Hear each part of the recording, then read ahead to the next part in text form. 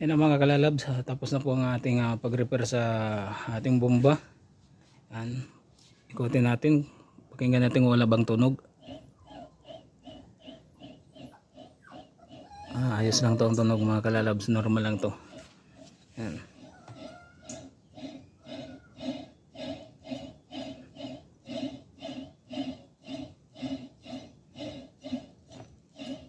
Yan, ikabit natin itong mga kalalabs at i-testing natin kung wala na bang wala na bang tunog sa ilalim.